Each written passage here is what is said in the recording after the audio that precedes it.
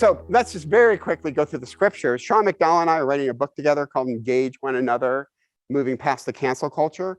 And I want to make a biblical argument for perspective taking in the scriptures. So very quickly, let's fly through the scriptures. One, the Old Testament, Abraham and Isaac. What does it feel like to sacrifice a son? Now, not to step on theological toes, but I don't think God ever intended for Abraham to sacrifice Isaac. But he wants us to imagine what that would be like. The writer of scripture wants us to imagine this is your son and you are to sacrifice him. I mean, all of us would recoil. If you're a parent, this is crazy. Well, I think the purpose of that is, and by the way, God did that. That feeling you had of recoiling, God did with his only begotten son. Right? I think that's what we have to think about, the rhetorical purposes of why people wrote scripture in a certain kind of way. Number two, Hosea. My goodness, right? Hosea 1:2. When the Lord began to speak through Hosea, the Lord said to him, go marry a promiscuous woman and have children with her. For like an adulterous wife, this land is guilty of unfaithfulness to the Lord. Now, obviously, I'm not advocating this, but God is saying, I want you to be my prophet to an unfaithful nation. You need to know what that's like. So go marry a promiscuous woman. Now you'll get how I feel about Israel always moving away from me. That's perspective taking at a very high level. And obviously would never advocate that, right? I would never do crack cocaine in order to understand the effects of crack cocaine, right? So this is, I would say, an outlier, but it is showing that God is saying to Hosea, I want you to do perspective taking how I feel. So go marry a promiscuous woman.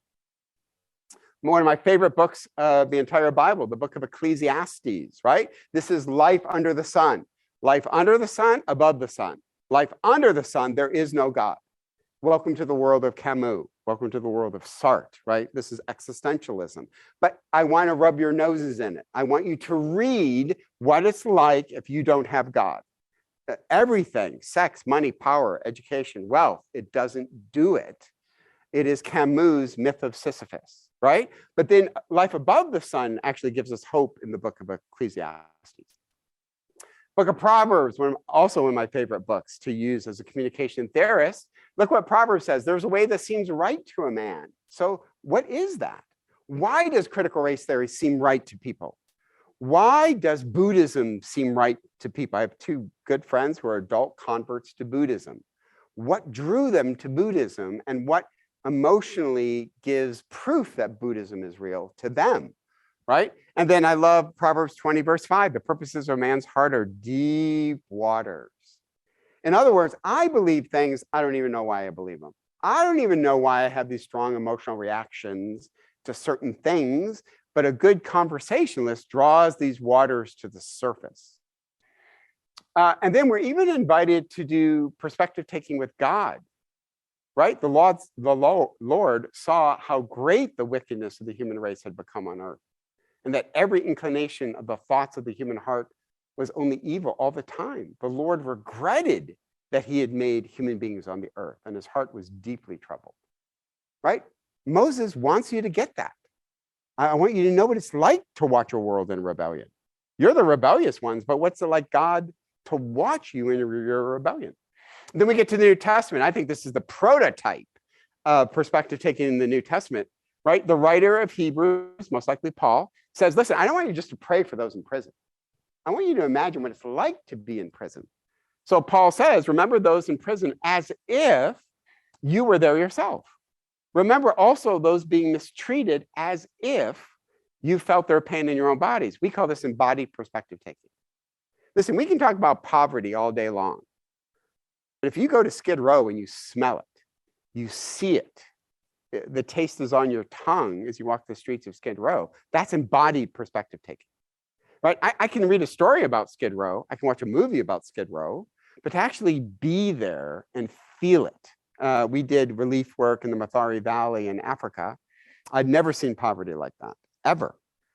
And to be in it and immersed in it, and your clothes smell of poverty and desperation, man, that's hard to get away from, right? That's embodied perspective taking.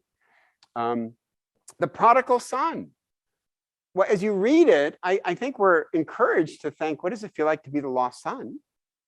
What does it feel like to be the older son? And then what does it feel like to be the father? We're invited into all of that narrative to imagine. Then Hebrews 4:15, we do not have a high priest who cannot sympathize with our weaknesses. The word sympathize in the Greek carries with it the connotation knowledge by way of common experience. I love the fact that God doesn't just know what it's like to be human. He actually did embody perspective taking. He understands what it's like to be tired and hurt and betrayed, even betrayed by God, right? Where Jesus says, my God, why have you forsaken me? So here's what I do in my class. I have them read 2 books. Both get me in trouble. One is The 100, a ranking of the most influential persons in human history by Michael Hart. So in it, he has the chutzpah to rank the 100 most influential people. I take his top 10 and scramble it. So then I present it to my students. It's the top 10, but it's scrambled. I said, you rank his top 10. Now, on the top 10 is Sue Lin, the creator of paper, which I'm sure you would appreciate right now. Christopher Columbus, Einstein, Sir Isaac Newton, Confucius, Buddha, Jesus, Muhammad. Paul makes it in the top 10.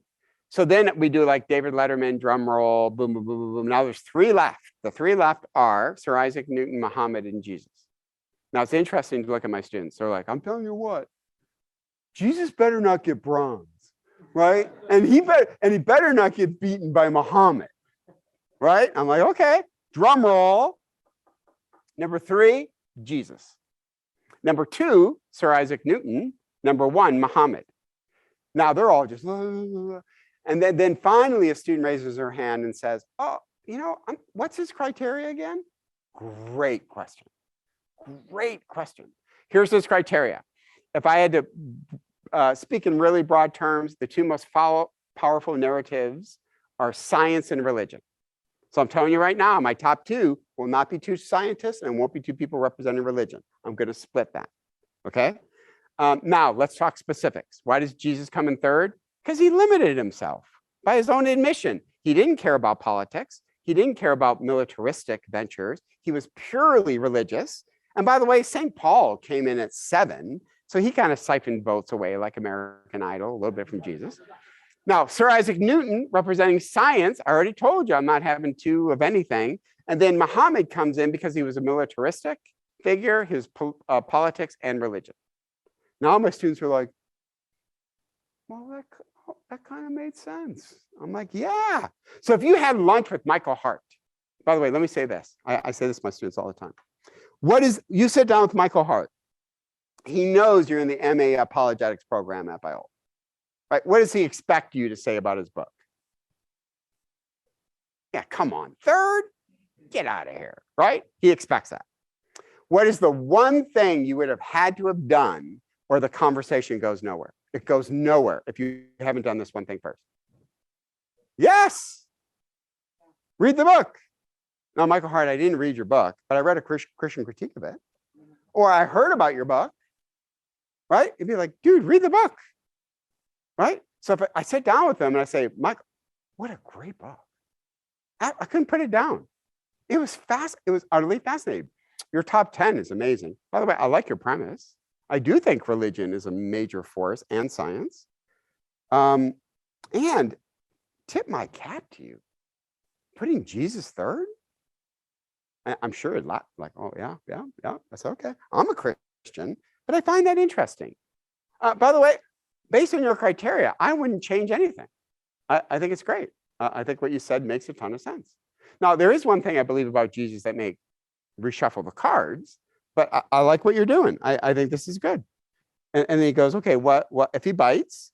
I'd say, well, I believe he's God. Now, I assume if you believed he's God, he would have moved up the list.